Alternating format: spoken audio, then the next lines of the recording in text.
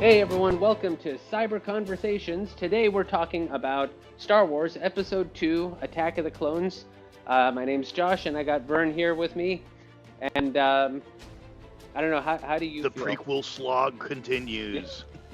I guess you're the one who likes the prequels. I'm the one who's kind of, Yes, I'm speaking for the admitted majority of the internet. yeah. I love the prequels, and I know I'm not alone. I And, know I'm not alone. and I know there's again, tons of Star Wars fans that that's go to true. Comic-Con and proclaim outwardly that they love the prequels.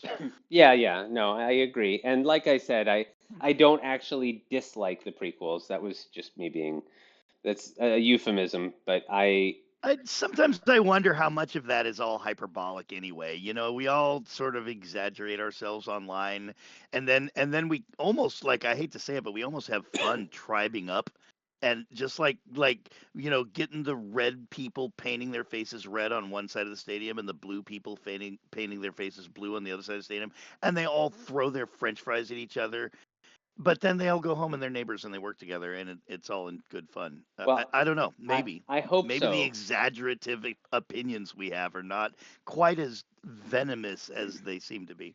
That's the thing. I mean, I would be very grateful to find that out, but the type of vitriol I see on Facebook, it really doesn't seem like it. Because these are people I've never Yeah. met before. I don't know them from Yeah. Adam. I have no idea who they are, and they call me all sorts of horrible things because Yeah, I've I seen it. liked The Last Jedi. Like, how dare I? Yeah, I've seen it. I I've got a seen it. And message even two if it days is done ago. in good fun, it really does do damage. Yeah, I think that needs to be said, that it can actually do a lot of damage to people's self-esteem and to the way that they see their fellow humanity, and that's not excusable. and I'm seeing way too many people who think that's a good thing. Like people who laugh Yeah. when they're like, "Oh, are you gonna cry?"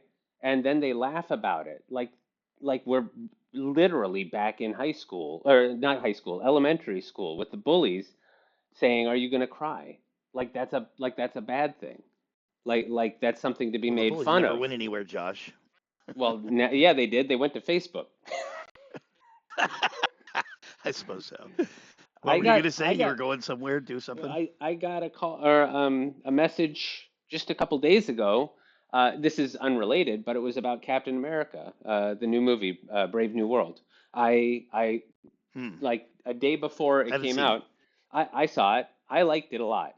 Um, I'm not going to talk about that here, but my point is that like the day before it came out, I already had my tickets to see it, and I posted on the page that was advertising it saying, I can't wait to see it. I'm looking forward to it.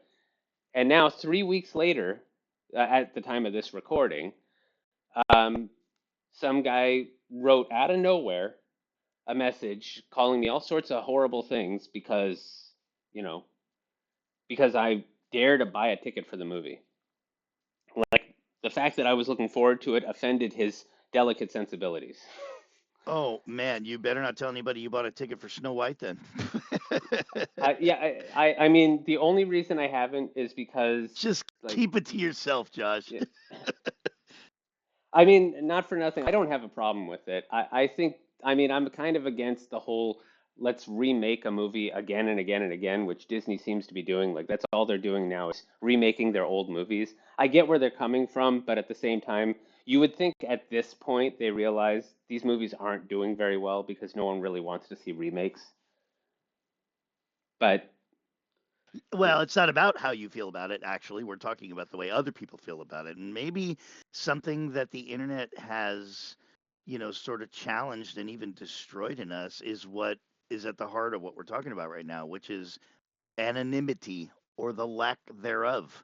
yeah, If I go see Brave New World, what the hell business is it of anyone else's if I go to see it, or even what my opinion is? The internet is the only thing that makes it public. And yeah, then because it's public, it becomes something people can throw rotten fruit at. yeah. And maybe that's the thing. Maybe that's it. Maybe I shouldn't have said on Facebook that I was looking forward to seeing Captain America Brave New World. At the same time, I don't think there's anything wrong with saying it because I could liken it to me saying it to a group of friends and some jerk who was listening in on our conversation, who wasn't a part of it, decided to butt in and tell me all of these things just because I'm seeing Captain America. Facebook, to me at least, is my way of keeping in touch with people that I don't get to see all the time. But That's its primary function for me as well. Although it also has evolved into, I hate to call it a business tool, but it's definitely a business related communication thing for me. So it's both, here's what's going on with my family. Hope my mom in Kentucky hears about it. And then it's also like, I'm part of a very small town, so everybody kind of is up in each other's biz. I've sort of taken my leave from privacy. I don't mean to easily give up a freedom that we used to take for granted. But it's just a 21st century vibe, man. There is no more privacy. I don't even have a pretense of privacy. I'm just an open book. Like, just you, if you wanted to, you could go to my Facebook page and see pictures of my kids. yep. It's never bitten me. It's never bitten me once. But I do think you have to develop a bit of a thick skin, which frankly, if you're one of those people that were picked on by bullies, then you already probably have developed that thick skin. If not, you may still have to. And that thick skin basically says, if you'll excuse my language, I don't give a shit what you think. I don't really care what you think. I'm a professional artist. I can't afford to care what anybody thinks. I do my own thing, my own way. I don't look to the left or to the right. I do not follow the lemmings, and I don't need to worry about what anybody thinks about what I do. But as far as like keeping a secret, something in my personal life that I'm keeping a secret, it just doesn't seem possible anymore. And Yeah. the internet does allow us to share ourselves, and we like to share ourselves. But then look at like if you're a performer on a stage and you got a huge audience, half the people are going to hate it, half the people are going to love it. If you're lucky, the half the people that love it will applaud, but mostly they'll sit there silently and they'll chuckle or they'll smile, and that's polite. And the ones that hate it, what are they going to do? They're not going to sit there politely and scowl. They're gonna yell and they're gonna scream and they're gonna heckle and they're gonna throw rotten fruit. So it always seems that when we're all being honest with each other, the loudmouth minority is going to be the one that you hear the most, and that's also happens to be the one that's going to be the most hurtful. It's a Hmm. shame, but it's a paradigm that rules the internet, and I think maybe we need to think about that more often. Yeah, because maybe I shouldn't have said that I was going to, I shouldn't have said what I was doing, and I shouldn't have said that I was looking forward to seeing Brave New World. But on the other hand, that other guy didn't have to say anything to me. He put himself in That's that true. situation, and I called him on it. And That's true. and I It makes you wonder. I'm trying to share myself out here. Like, who in the hell are you? Like, why did you? I was trying to talk to my daughter and my friend and my high school buddies and my mom, and here's Joe Blow coming out of nowhere, and he's got his little negative comment. He's like, what? Like, where did this come from? Like, yeah, I have that encounter quite often online, where it's like if somebody really like wants to like judge. I'll get somebody that'll come on and they'll like make a blanket statement about me, like we've known each other since high school, and it's like, who the fuck are you? You don't even know who I am. That's my response. You yeah, don't have any idea who I. For all I know, I could be the most dangerous man on earth. You want to piss me off? I might be in your backyard pretty soon. We yeah, better be a little more careful online. yeah. You would think. I mean, I quoted the Avengers, the first movie, when he said that. I was like, I see no reason for your comment, and I said, there's no throne. There's no version of this where you come out on top Yeah, because that's a good quote. best case scenario, you look like a dick. Yeah, That's that's true. no matter what he did. If I didn't have the thick skin and he got to me and I started crying, everyone would be like, "Wow, that guy's a dick." And if I Yeah. come back at him and say, "No, you're wrong. You haven't hurt me, and I am glad that I saw Brave New World," he's still a dick. So there's no purpose to his saying that, but he did it. So Yeah, that's a good point. Yeah, you pushed the guy in the wheelchair over, tough guy. You proud of yourself now? yeah.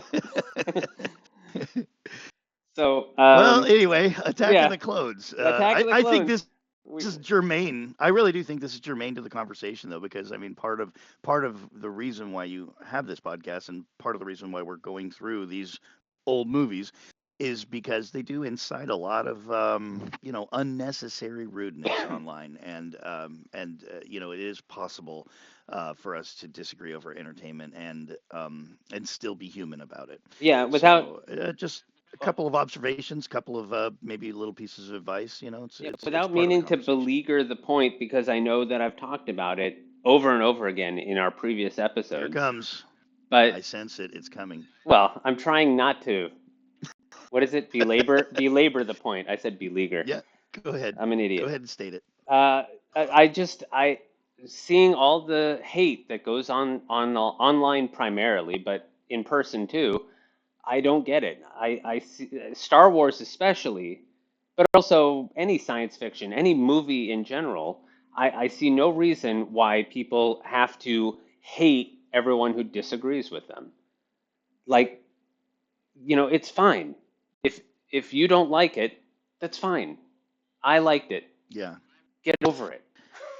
It's a new American paradigm that seems to be the opposite of what the old American paradigm was. It's really strange to me how we've become very anti-American as Americans. And I mean, what's more American than don't tread on me? I got my own thing, you got your own thing, live and let live. Here's why we build a fence between us, you know? Yeah, I'm not going to interfere with what you're doing, you don't interfere with what I'm doing. There's nothing more American than that. And now we've got this sort of like we are the Borg, resistance is futile. You know yeah, what I mean? yeah. Like he's thinking something unauthorized. I mean, it's really un-American.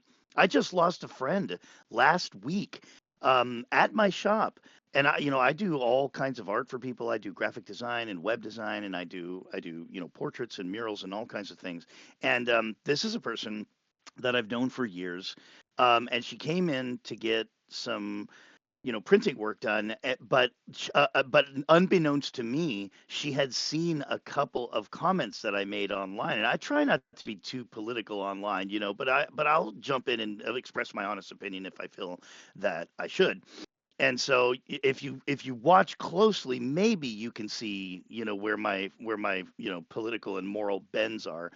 Um, but I never do it in a way that's, I would say, overly, wrought or offensive, and it's certainly nothing I think that would actually damage my business.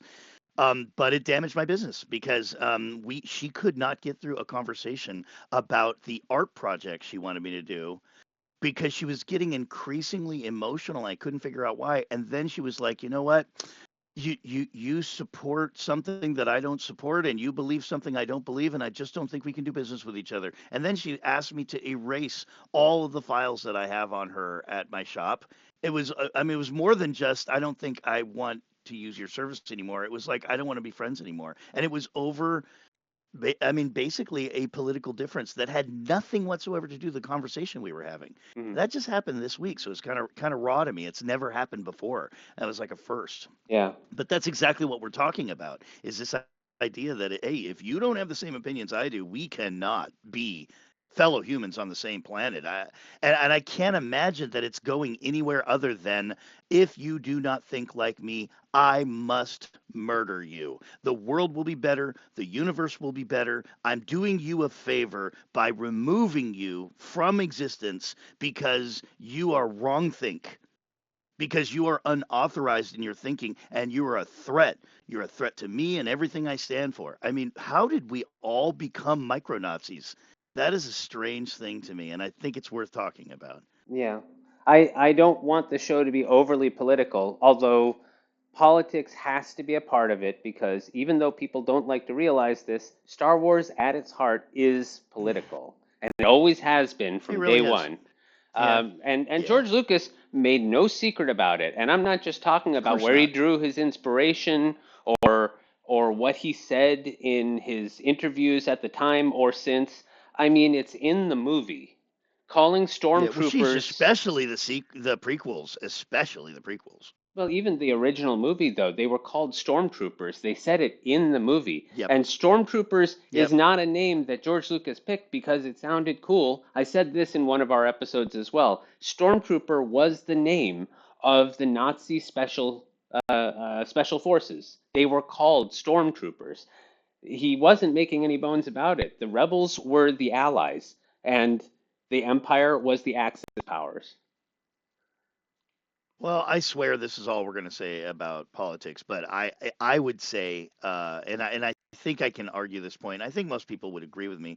Just about everything, if not everything, is politics. Everything. It's not guys in suits and ties on Capitol Hill, but it's like politics is morality, and morality is the future. It's who we are as a people. It's how we identify, and it's where we want to see ourselves going. And everyone has something to say about that. Everyone weighs in on that. And that is politics. So when you have the politics of the Jedi Council in cooperation with the politics of the Republic, in adversity to the politics of the Separatists and the politics of the Sith, this is a parallel understanding of how life works in the Star Wars galaxy. It's a parallel understanding of how the Force works and how the world should be run.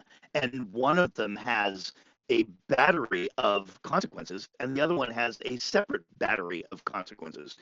So the parallel politics of the good guys and the bad guys, no matter what your story is a not only an expression of the people in the story, but also a communication to the audience, and also a prediction of where that story or that world that the story takes place in is going to end up.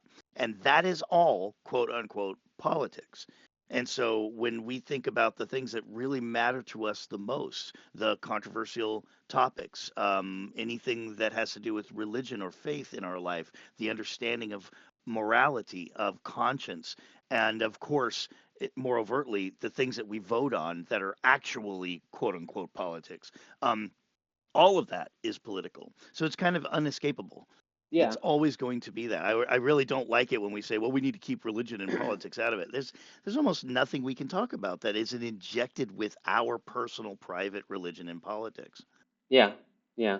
And most of the time, I believe that a person can agree to disagree without, I mean, I can understand to a degree that woman if she is so vehemently against your views that she doesn't feel comfortable dealing with you, but uh, it's still, there's it's been quoted a lot lately, the paradox of tolerance. And Hmm. Yeah. that it's an interesting philosophical approach and one that I agree with to a degree, but it can be overused, and a lot of times people are just selecting the parts of it that they feel are important, but they're leaving out some important details because the part that they talk about is saying that um, in order to have a tolerant society, you have to criminalize the intolerant. And when you're talking about something obvious, then you could that point I think is completely true. I can't have a good discussion, a productive discussion with a member of the KKK. I couldn't do it. Well, Like, yeah, we're not gonna tolerate people eating babies in the middle of the street. Like, there's certain things we don't tolerate, yeah. obviously.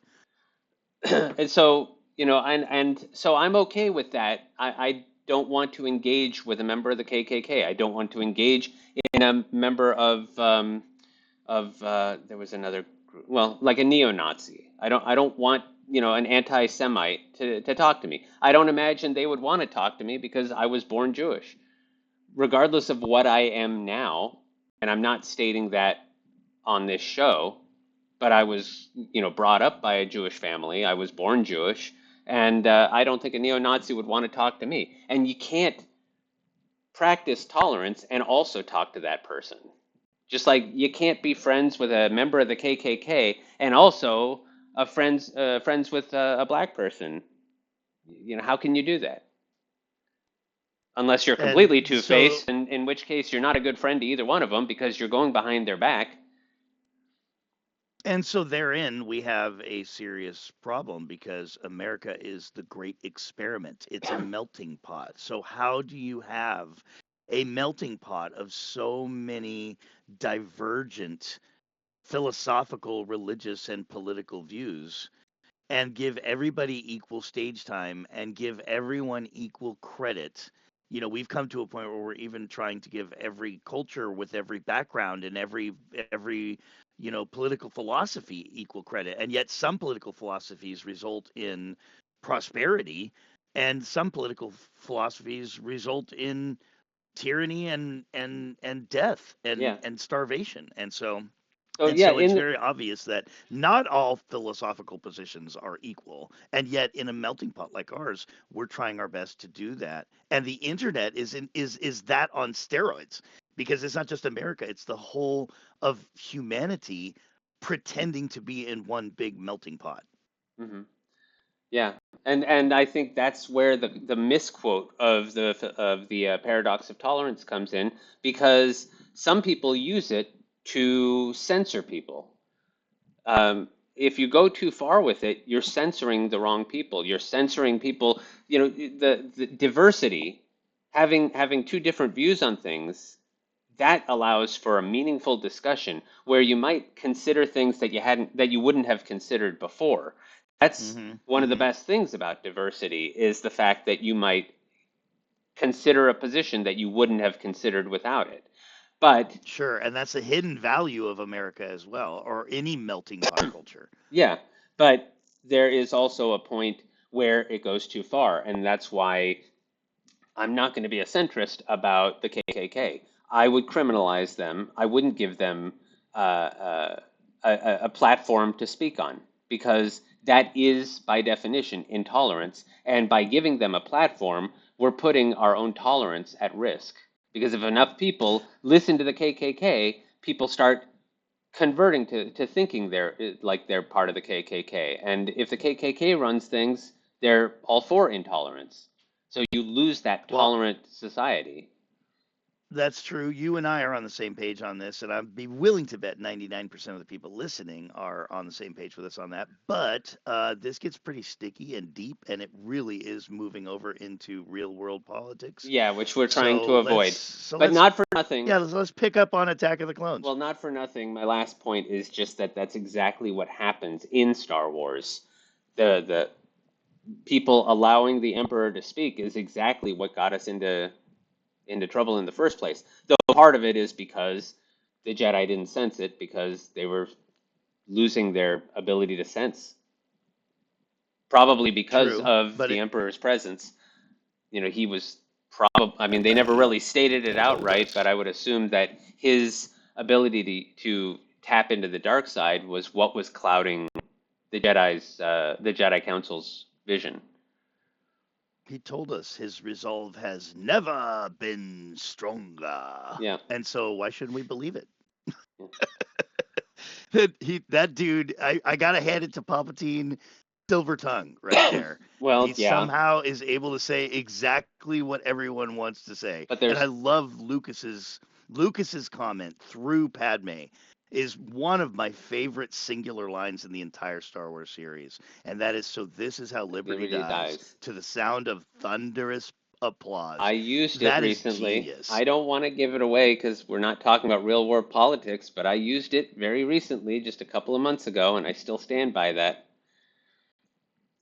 But we don't need to talk about that for Well, this show. well, But we know that in the Star Wars universe, we've seen all angles, even angles that Padme hasn't seen, and we know for a fact that she's absolutely right. yeah, That it really is the beginning of the end for the Republic, and that by all the manipulative means that Palpatine had at his disposal, all of the people that are about to suffer and die and lose their freedoms as a result of this climate change because in the he, or already have, yeah, they're all applauding yep, that it is a good thing.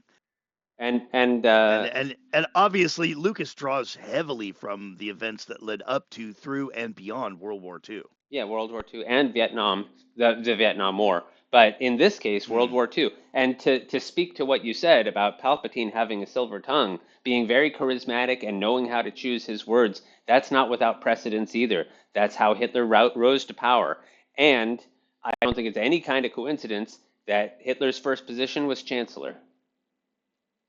Yeah, I don't think so either. Yeah. I mean, Lucas is obviously drawing from known mythology. He's drawing from, the hero's journey, and he's drawing from a lot of, he's drawing from actual religions. I mean, there are many, many names in the Star Wars galaxy that are taken directly from the Bible and other religious texts. He's drawing from many things that humans take a lot of value in, Mhm. and drawing these crazy intergalactic aspects of this space wizard story from things that really happen and things that we can. I think that's one of the things I love about sci-fi. I don't know if I've mentioned it before, but I think the thing that I love most about sci-fi is that it can say all kinds of controversial things about the real world and then hide behind the fact that it's all just spacey craziness. I love animation for that reason too, because so much of the grown-up world will just turn away from animation and go, it's kid stuff. And yet, because of that, animation can get away with saying all kinds of things that you just about can't get away with saying in just about any other media. Please see, for example, South Park. There are so many things that animation can communicate, real world things, but it's blanketed in silliness, or it's blanketed in spaceships and lasers, and I love that. I love how the Terminator gives us a vision of a future that we would really, really not like to have, and because of it, and many other pieces of fiction like it, sort of painting this picture of how horrific our nuclear situation is. It's very possible that we owe the fact that we haven't had a nuclear war, to these fictions that have painted this nightmare image for us and scared us away from it. It's possible that in some other universe where we didn't bother making science fiction stories, that we somebody did push the button eventually, and half the planet is a nuclear wasteland right now. So I love science fiction for that, and Star Wars obviously is at the very center of it, being able to make germane commentary to our real world by masking it in under space wizards and lasers and spaceships.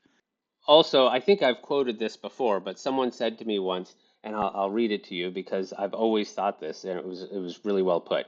As a genre, and I'm sure you're aware of this, science fiction extrapolates what is possible and extends it forward in ways intended to make its audience think.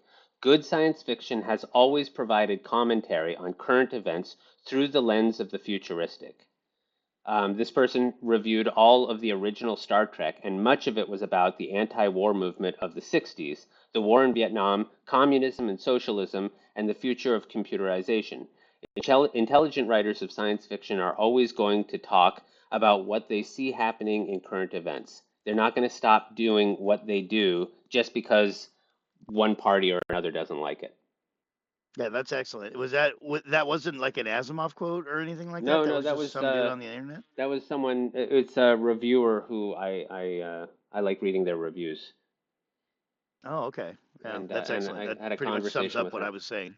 I don't know if I should plug that website, but You know what? You should put it in the yeah, it's called Do in the video Reviews. description, because It's called Do okay. Reviews, Deux Reviews, and they do reviews on TV shows and movies, but very niche stuff, which is why I like it so much because it's the kind of shows that I love. They did a review of every single episode of Smallville, which was one of my favorite shows for a while. They did every single episode of Supernatural, which is still one of my favorite shows of all time.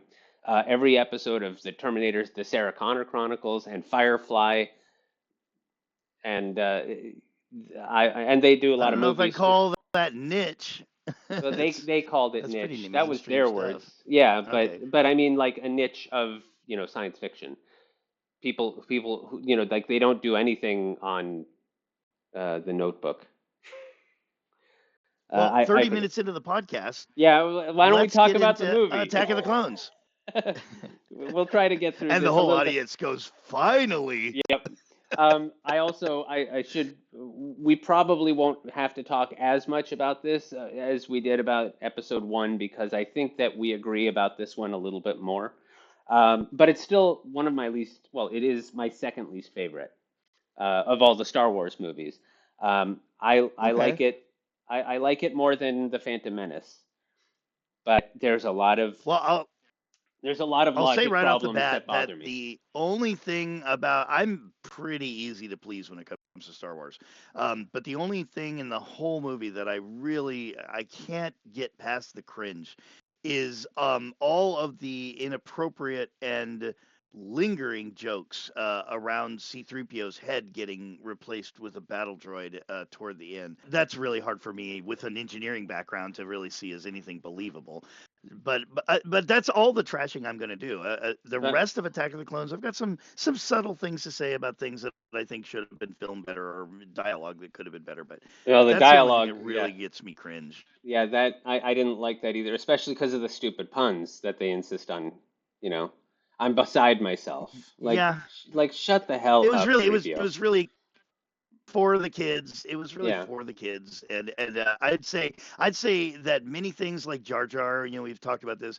Many things are obviously for kids, but like like when it comes to just like Saturday morning cartoon silliness, it kind of doesn't belong in the Star Wars, universe. I just got through watching Skeleton Crew all the way through, and here's a show that's really about kids having a pirate adventure. Hmm. It kind of has a Goonies feel to it, but it never got silly though. Yeah. It never felt like a kid's cartoon. And in this case, we're talking about something that's happening during a pretty heavy, gravity laden part of the story where Jedi's are getting killed and the war is breaking out. Like this is not a good time for jokes. Yeah. Yeah. I agree. There Anyway, are that's plenty that's of all. other things That's about the all I gotta movie. complain about that. Well, there are plenty of other things about the movie that kind of pulled me out and didn't make sense that bothered me, but um, but we'll get to it. So, how do Well, you? let's get into it. Yeah. So it starts with the yep. Go ahead. I was saying, go ahead. Oh, Okay. okay, I'll go ahead. Well, So we start in space as usual. The crawl opens in space, and then we've got a very, very beautiful shot of another ship that clearly is from Naboo, just a mhm. wider version of Padme's, royal thing that we were already used to. And then we get to see Coruscant from space and the landing and then the explosion, and it looks like Padme just got killed, but it turns out it's a decoy. Which I was think a that's a I don't know. well, that was We one of the may end up things that disagreeing, bothered but me. that was a really nice opening, I think, I mean, every single Star Wars movie begins in space and has this sort of sweeping, prologue shot of some kind of drama that's happening with spaceships. Yeah, I had no problem with that. The only thing that bothered me at all was like I don't remember them saying anything during the movie that this assassination attempt on her life was like more than was beyond the first. Like it seems like this is the first attempt on her life. So why did she have a decoy? Does every senator have a decoy? I mean, she's not the queen anymore. So why is she using a decoy? It doesn't make sense to me because Palpatine walks around without a decoy. Other senators are walking around without decoys. Why does Padme have to have a decoy everywhere she goes? I could understand it when she was the queen, but here, unless it's a second attempt on her life, I see no reason there's a decoy. But George Lucas wanted to do the fake out, um, so Well, I that kind see of what you're bothered me a little saying, bit. but I don't need an explanation for that. I think it goes without saying that maybe the Jedi foresaw that there was a plot on her life. Maybe there's been several attempts on her life already. We already know that the Nemoidians hate her with a passion and want her dead. She's clearly a political figure that has taken some very bold, controversial steps that has pissed a lot of people off. So I think that is something I really don't need an explanation for. It Yeah, I'm not. happened, and there are some things that we can assume that led up to that made it happen. Yeah, and this is not like a major complaint for me, like the things that I said about the Phantom Menace. This one is just something that kind of bothered me a little bit, but it wasn't something that kind of said like made me think this movie sucks. Um, but Yeah, it did bother me a little bit we've had because this George we've had Lucas. this conversation before about everything being explained in Star Wars. I But think this goes into that category. Like everything isn't explained. It doesn't have to be. yeah, but George Lucas has also demonstrated that like I think he can do better. And they have a very common saying for writers is show, don't tell. And The beginning of this movie is full of tell and not show. And this is one instance of it where there's no reason for her to have a decoy, but good thing she did because there happened to be an attack on her. And then we get it again a couple of minutes later when we have the opening shot or the introduction of Anakin and Obi-Wan. We have a minute long conversation of them in an elevator, and they're talking about the things that they've done. And that's how we're supposed to know they're friends. And this is why I've said before, I personally think that the mistake was making the Phantom Menace in the first place. I think it was a wrong place to start. The Phantom Menace, I don't think it should have been a movie that was, it shouldn't have been episode one. It's more like it should have been episode zero before it began. Hey, Because in my view, the big problem was this is a good place to start, or thereabouts, because the problem with the Phantom Menace is that it introduced us to a 9-year-old Anakin and an Obi-Wan who was a lot younger and just becoming his own Jedi. He was a Padawan during that movie. Now we have 10 years have passed. Anakin is a completely new person, and I don't just mean the fact that he's played by a different actor. He's a completely different person than he was when he was 9, because now he's a 19-year-old with raging hormones, obviously. And Obi-Wan is a yeah, seasoned Jedi knight. Not a, yeah. I mean, he's a master of Obi-Wan, but he's not a quote unquote Jedi master. But he's a And I Jedi think the whole knight. point of the elevator scene is to establish the fact that maybe the Clone Wars hasn't started yet, but these two have They've been been through doing some shit. things. Yes, They've been saving each other's lives, they've been being heroes, they've been doing Jedi stuff. exactly. And that's And exactly it's what 10 it's for. years. Yeah, It's exactly what 10 it's, years. That's a lot to go back and do backstory with. Like yeah. I'm okay with a brief conversation, and then it sort of whets the appetite and goes, hey, maybe we should make a series about that someday and go back and look at, pre-corrupted They haven't Anakin done it and yet. Obi-Wan. Yeah, that would be cool though, wouldn't it? Yeah, but until then, we don't have that. And this is a case where I see it as tell not show. If they had Okay. made this the like not quite this, but if episode 2 was actually episode 1 with a little bit of a different beginning where we see Anakin and Obi-Wan being badasses in other missions, and it's no more than 15 minutes, but we see it.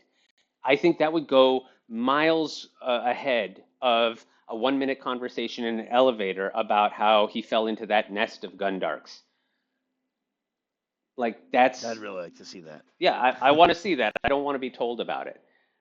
Um, Now, are the Gundarks also canon to the Coneheads universe? Because that's the only reference I have to know what a Gundark looks like. I think they might have mentioned them in the books, but these books are no longer canon either. So, I mean, we heard the term in The Empire Strikes Back. Han Solo used it as well. You look strong enough to pull the ears off a Strong Gundark. enough to pull the ears off a Gundark, yeah. Yep. But I'm pretty sure the only time we've ever actually seen a Gundark is in the Coneheads. And frankly, if you look at the Star Wars wiki to see what a Gundark actually looks like, I mean, it's very similar to the Gundark from the Coneheads. So I'm just wondering if like maybe the Coneheads actually have a seat at the council. Yeah, so anyway, I would love to see that incident in the nest of Gundarks because that sounds like a horrific thing to fall into. Okay, so I had just said that we were talking about the elevator that introduces Anakin and Obi-Wan, and I felt like it was more tell, not show. Um, and what I had felt would have been a good idea instead of having the Phantom Menace. I think that the movie series should have started with something similar, maybe 15 minutes, maybe a half hour, that would have been Anakin and Obi-Wan's 10 years of training and being Jedi that would introduce them, and then that would be show, not tell, and then we get introduced to these characters, and we didn't have to have the uncomfortableness of the 9-year-old Anakin in love with the girl who was significantly older than him. I know she's like 5 or 6 years older, but still, it makes watching the Phantom Menace a little less comfortable because you know that this little kid wants to is eventually going to be betting Natalie Portman, who's a lot older than him.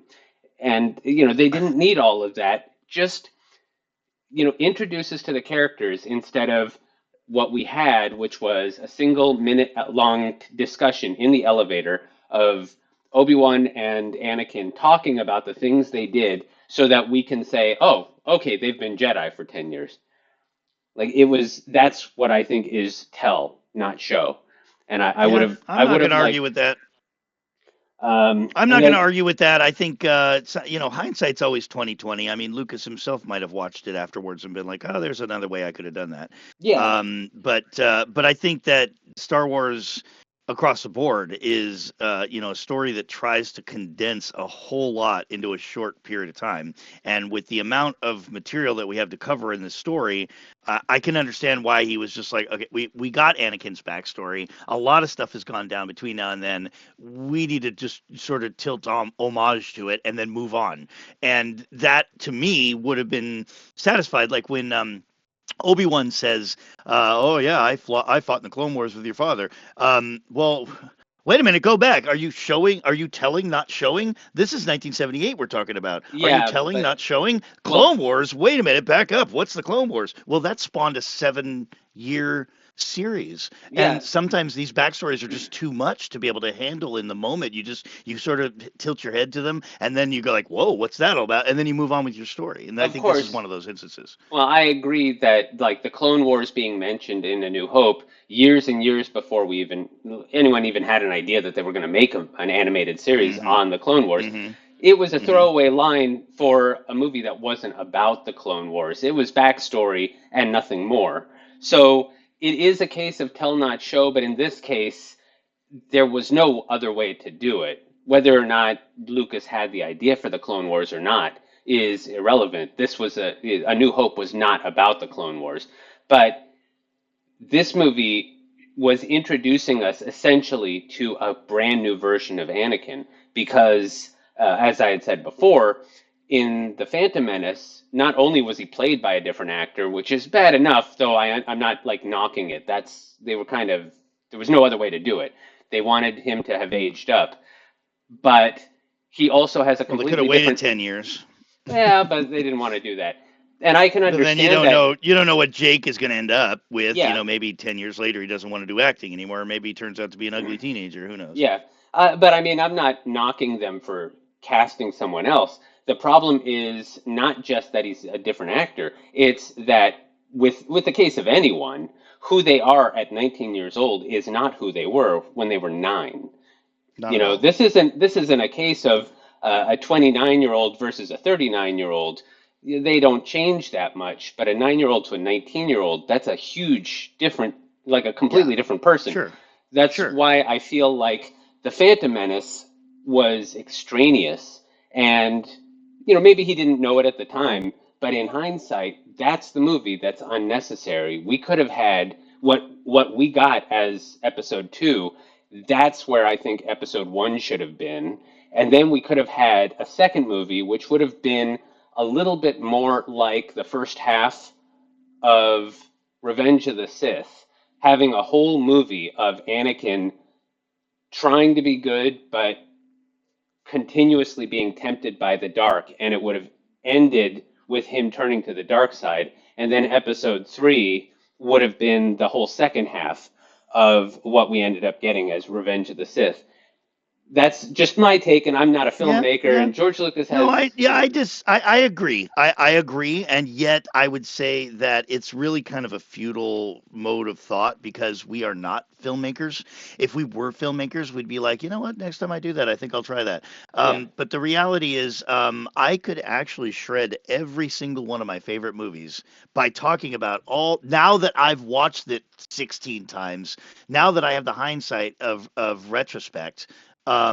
now I can go back and I can go, they really missed the boat here. They could have, if I would have done it, I would have done this. And I promise you, in a parallel dimension somewhere, what you just described is exactly what happened. That's exactly the way Star Wars went. Yeah. But in that universe, there's probably a Josh complaining about how it could have gone because there's always this infinite regress of how things could have gone. Instead, it's like, there's the Mona Lisa.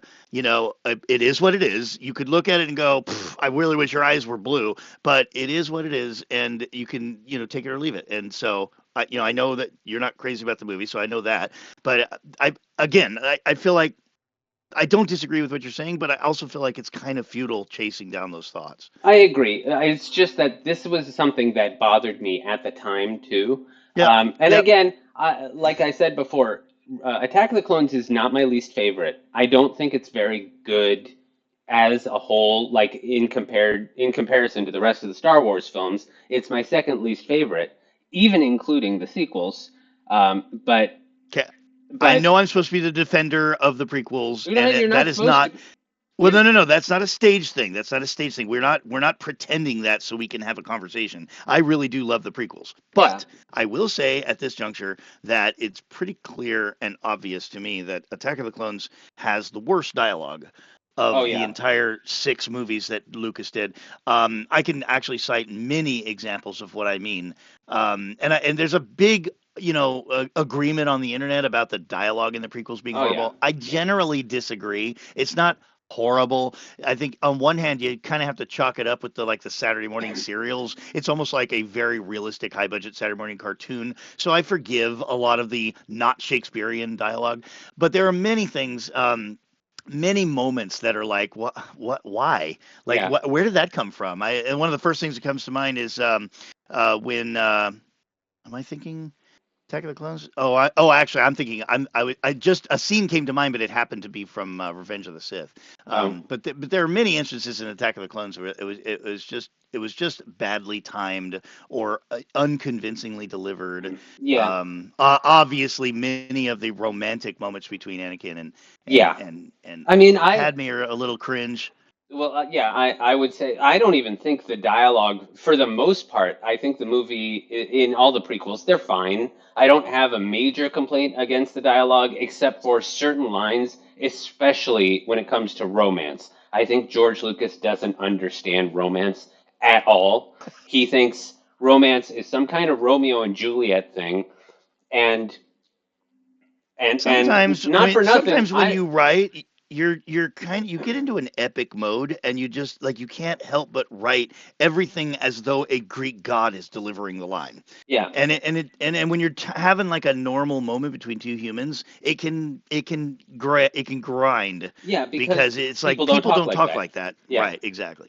Yeah. But and not for nothing, I think that people should get off the idea that Romeo and Juliet is the love to aspire to. I think Romeo and Juliet is not a love story. I think No, of course not. it's not It a love isn't. story at all. It's about two people who No. die for love, but they don't know what love is, and Yeah, that's it's kind of about the two point. children. It's about two children. It's a tragedy. The Yeah, whole tragedy and comedy, symbols. I think when it comes to the classic idea of what drama is all about, Romeo and Juliet is a classic tragedy. It's yeah. about two kids that experience puppy love, but they're separated by indomitable circumstances, and they kill each other. And I'm Well, they sorry, kill like if you're themselves. If you were really if in you're love, you would married not kill yourself over it. if you're married to somebody for 55 years and your spouse dies and then you just want to let go, you just stop fighting and you croak. um there's something romantic about living a life together and then ending that life together. Yeah, But when you're 15, 16 years old and you do it because you can't get to your boyfriend, that is I yeah, think yeah. that I think Look at that John. Shakespeare was actually speaking to generations of teenagers because every single one of us was there at some point.